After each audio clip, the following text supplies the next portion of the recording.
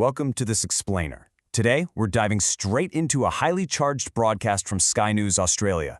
This particular segment goes deep into some explosive claims regarding national security, government transparency, and the potential return of ISIS figures to Australia.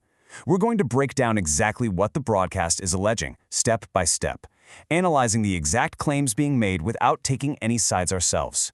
Let's dissect the narrative, piece by piece. Here's our roadmap for today. We'll be covering 1. The Sky News allegation, 2. The case of Dr. Kamle, 3. Claims of political motivation, 4. Proposed legal interventions, and finally, 5. Contrasting military prosecutions. Let's get right into it. Section 1. The Sky News allegation.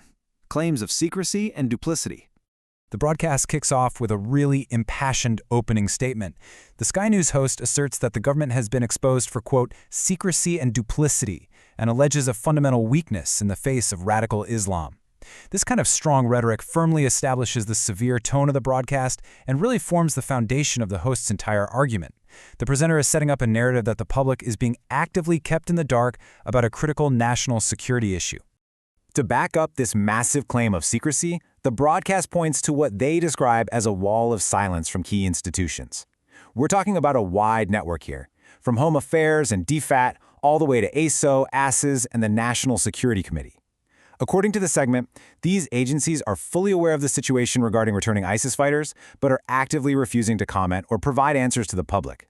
The broadcast claims that DFAT's massive media team, for instance, has essentially gone missing, framing this no-comment stance not as standard protocol, but as a deliberate cover-up.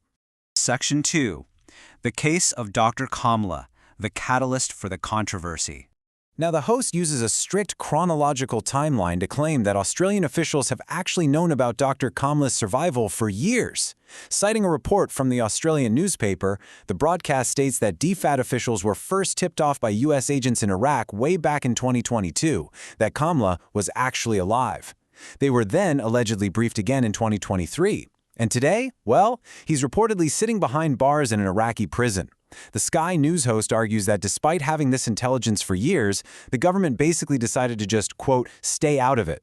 But here's the thing. The broadcast emphasizes that this isn't just about one man. The host highlights the number 13. Dr. Kamle is allegedly just one of a broader group of 13 Australian men currently being investigated by Iraqi officials over allegations that they were terrorists for the Islamic State.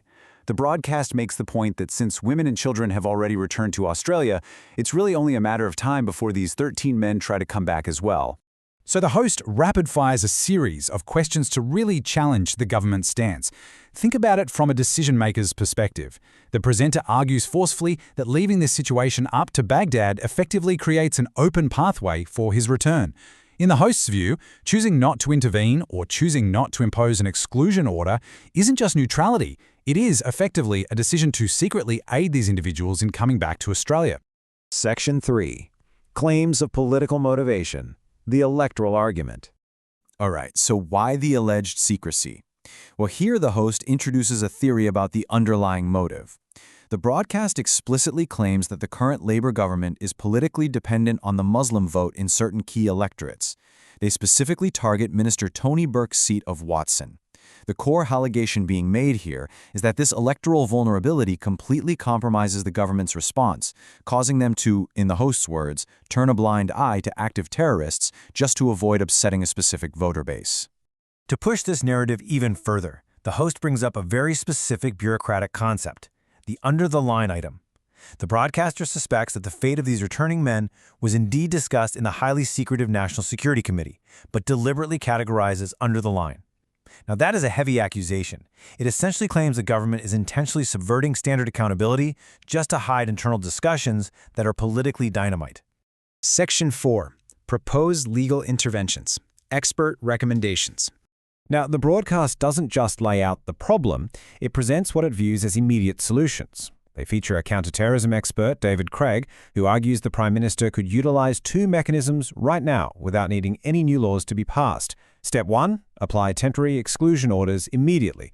The expert dismisses the government's alleged fear of a High Court challenge as nonsense, stating you can't fear something that hasn't even been tested yet. And Step 2. Look at stripping the individual of their Australian citizenship entirely. So, regarding that second step, how do you actually do it legally? Stripping someone's Australian citizenship is super complex because international law and the High Court generally prohibit making an individual completely stateless. However, the expert points out a potential loophole specifically for Dr. Calmly. Because of his mother's heritage, he might actually be eligible for Dutch citizenship. The broadcast argues that by relying on this alternative nation-state, the Australian government could successfully cancel his ability to return, all without violating the rules against statelessness.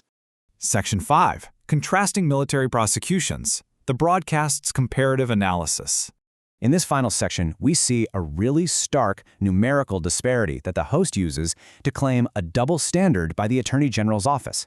The broadcast points out that Attorney General Michelle Rowland allegedly signed an arrest warrant for veteran Ben Robert Smith within a single day, literally just hours. But in stark contrast, when the Director of Public Prosecutions sought consent to prosecute ISIS-connected women for terrorism and slavery offenses, it took from November 20th all the way to December 15th to get that consent. That's a delay of over 3 weeks compared to just hours for a military veteran. The host then drops a massive financial figure, $300 million. That is the amount allegedly spent investigating 41 Australian soldiers who fought the Taliban, men who, as the host notes, put their lives on the line. The broadcast uses this huge sum aggressively to ask why that same vigor, those same resources, and that same speed aren't being applied to stop returning ISIS fighters who willingly left Australia to join a terrorist state. It's an argument designed to highlight what the host perceives as a massive misalignment of government priorities. As we wrap up this explainer, we want to leave you with a pivotal question that sits right at the intersection of all these arguments. The Sky News segment obviously presents a fiercely critical view of government inaction, demanding immediate legal intervention and total transparency.